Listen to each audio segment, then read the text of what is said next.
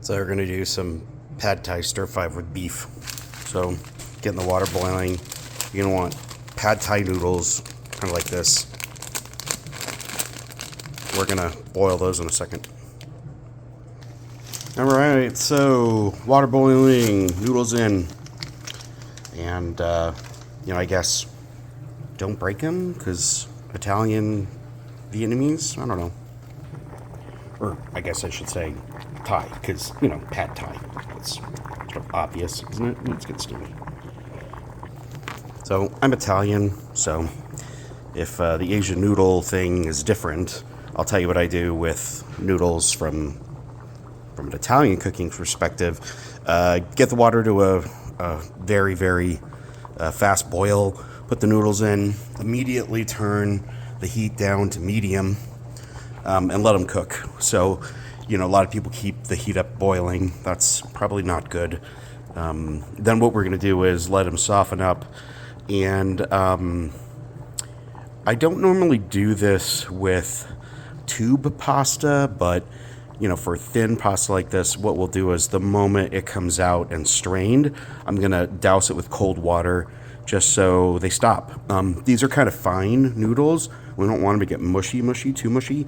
So if the hot water is still on them, they'll continue to cook even after they're out of the water, and we don't want that. So I'm going to splash it with some cold water, and that'll stop the cooking process pretty fast.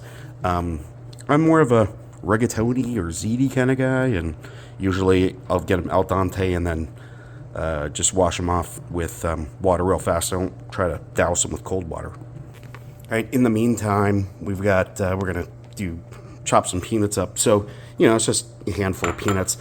We got this really cool, chopper that basically I use because I'm lazy. I don't know how to do knife work with nuts. It would just get a mess. So, basically, I'm just going to dump the nuts in this thing. And basically, you put this on. And I'll see if I can do this with one hand. I don't think I can, but it's got a handle, basically, right? So you go kind of and kind of chops them up a little bit. This is going to be coarse, so it's not like we're going to do this forever, but it's kind of coarse chop there. It's kind of cool. That's for lazy. Okay, these are ready to go. So, just drain, and I'm gonna douse them cold water, get them to stop cooking, drain them a little bit. They're not too super wet, and I'm just gonna put them in a bowl off to the side. We'll deal with them when we do the stir fry later.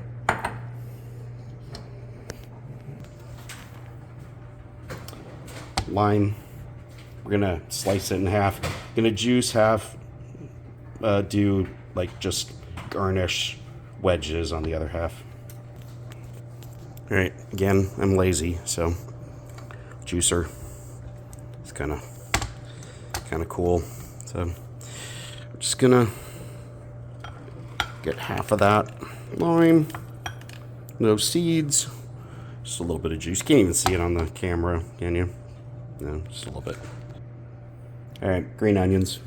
So, I don't know. Some people really like the green part of the green onion. I don't, but these things are, when you just get them out of the store, you probably want to get rid of them. And then what we're going to do is basically separate the whites from the greens here. I'm going to do it on a little bit of an angle, just kind of make it fancy, I guess. Yeah, I have no idea how to do this, with one hand. So, I set the camera up. I should maybe have something. I have no idea what's going on, but in any case, the greens,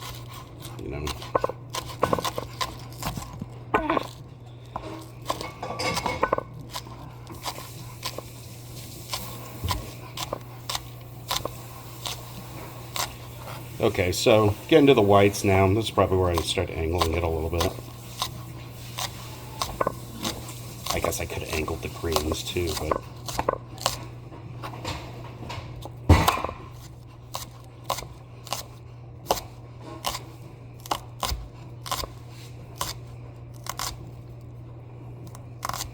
All right, now number 2. I usually keep these sort of separated because they fry up differently in the pan. All right. Yep, this is a winner. All right. By the way, don't make fun of my knife work. I'm not a chef. I know probably people who are like chefs are looking at this going, he's going to cut his finger. It's possible, I guess.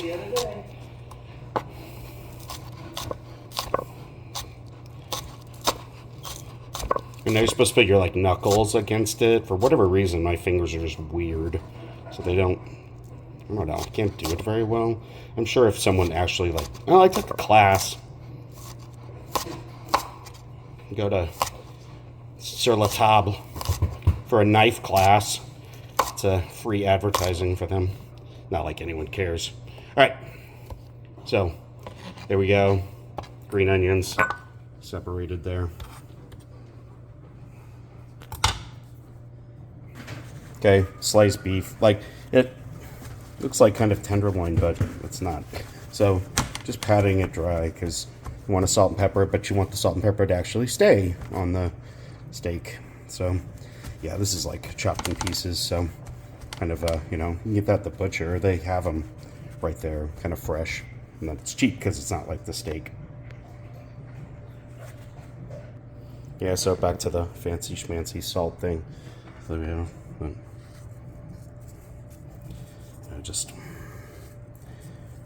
I like salt. But salt on beef, actually, when you fry it up, it kind of becomes part of the consistency of it. So, yeah, pepper does too, though. So that's why I guess everyone does this, salt and pepper with beef. It's a French original steak au poivre or whatever. Yeah, we're not going to do the sauce, though. So, you know, you got to flip it over to the other side. You don't see that. It's the same thing. Okay, so pan's on, heating up. We're gonna olive oil, just kind of a couple tablespoons, which just draws a little over. Not a ton. You want that to heat up. Like what you don't want to do is you don't want to put that in a cold pan with oil, because then the oil goes into the meat and it doesn't sear. So we're gonna wait for this thing to heat up before we get started with the beef. Yeah, so I wasn't paying attention, and the pan got way too hot, and the because olive oil has a very low smoke point, so it started smoking. So don't, like, I took it out, cleaned out the pan, put new oil in. It's funny, we were talking yesterday about how it'd be kind of funny to have like a Instagram channel of cooking where everything goes wrong. Things start going up in flames, burning. Yeah, I pretty much have already had, meat on the side of the pan. Pretty much have already had to turn the fan on, get the smoke out of the kitchen. Lucky the alarm didn't go off, but all right.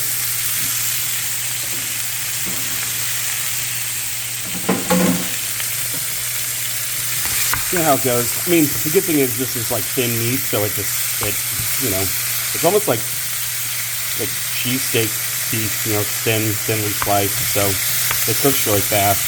So again, you have to watch out for it. Careful. I'm going to put like a little dash of pepper in here again too. Just, I don't know, kind of get the seasoning level up a bit. Yeah, it's not going to take very long because again, it's really thin. And I'm just browning it really. You can see it's not cooked fully all the way yet, but I don't want to get it too super well done. And, you know, we got other stuff to cook in here, so I'm going to continue. One of the things is, like, when you put a little sugar in, and I get, like, these sugar packets, like, from, this is the raw sugar. I like this stuff. I put this in my coffee at work. Anyway, just going to dump the raw sugar in there.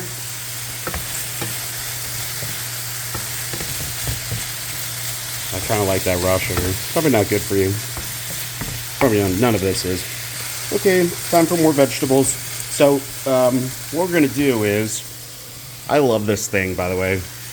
This is, you know, because you're not supposed to really use your knife to, like, scoop stuff off the plate. So, Of course, whatever got this is like, you can see it's rusting. Obviously, not great, but we're going to do it anyway. You're not eating this, so it's okay. But, you know, maybe I need a new one. Amazon wish list, anyone? I don't know. So I'm going to put the green onions in and some carrots. You can see we cut the carrots kind of matchstick style. So we put those in. That's easy. Let's just do that now. But scoop these up and put them in with some salt. See how cool that is? It's like so much better than with your knife. Now we're gonna little bit of salt. So back over to my trusty salt thing here and just a little dash. Okay, more than a dash. I like salt. And ask my blood pressure numbers. They'll tell you. All right, just giving this a couple of minutes with the carrots. Every time I overcook the carrots, if I blow it, it's because I don't leave the carrots in to soften up enough. I mean, even if you cut them really thin like this, you still kind of want them soft. You don't want them too crunchy.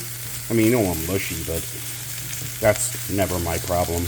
All right, so we're just going to put the noodles in now. It's been sitting off to the side. I won't lie. I went over there and, like, you know, because they hardened up in the bowl.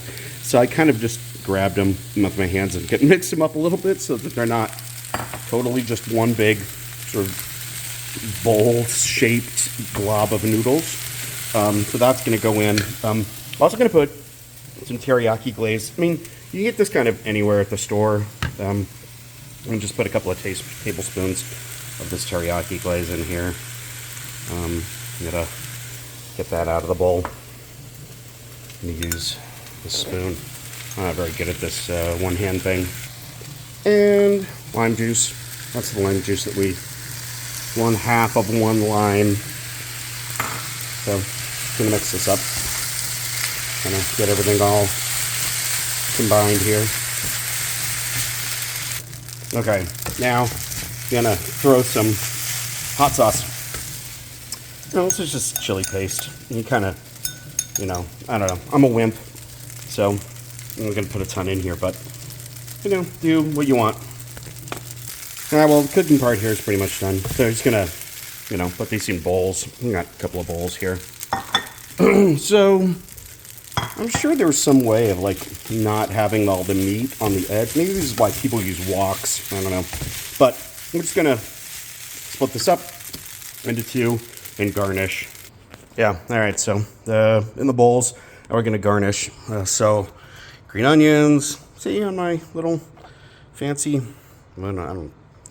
I haven't figured out how to do this with one hand yet. Greg says I should get a GoPro mounted to my chest, maybe. As I get both hands left. That seems like a really, I don't know, like irresponsible purchase. Anyway, so green onions there. And then, like we said, nuts.